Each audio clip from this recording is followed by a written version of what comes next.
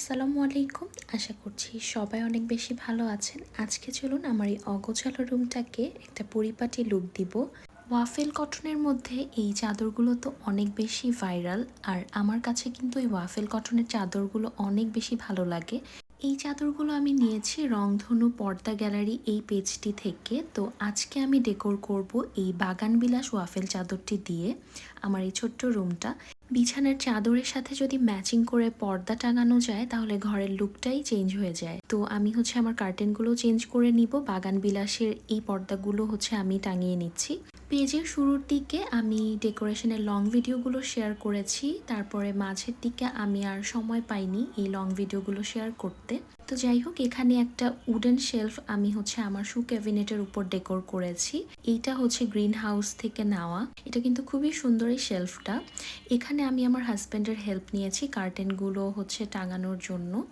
তো ও আমাকে এখানে হেল্প করছে। যেটা বলছিলাম, একটা সময় অনেক বেশি ডেকোরেশন ভিডিও দিয়েছি এবং আপনাদের অনেক অনেক ভালোবাসা পেয়েছি, কিন্তু সময়ের কারণে দেখা যায় আমি খুব একটা বড় ভিডিও আর দিচ্ছিলাম না।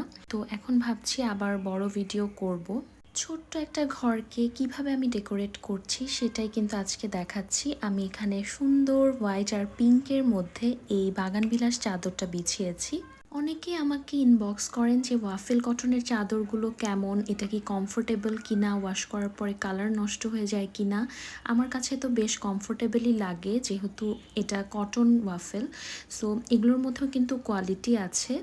আর আমি এই চাদরগুলো নিয়েছি রংধনু পর্দা গ্যালারি থেকে। আমি কিন্তু পেজটা ট্যাগ করে দিব, চাইলে আপনারা নিতে পারেন। আর কাইন্ডলি আমাকে ইনবক্স করবেন না, আমি কিন্তু সেল করি না।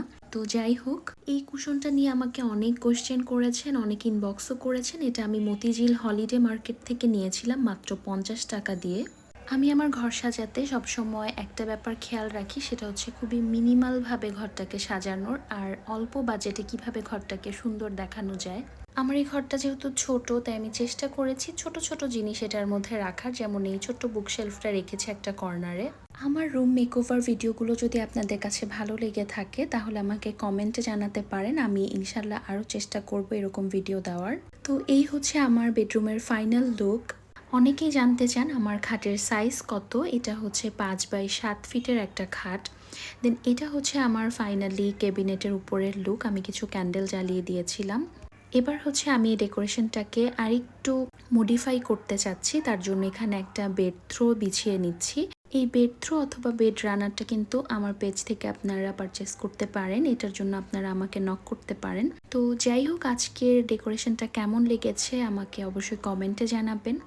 আর সবাই ভালো থাকবেন।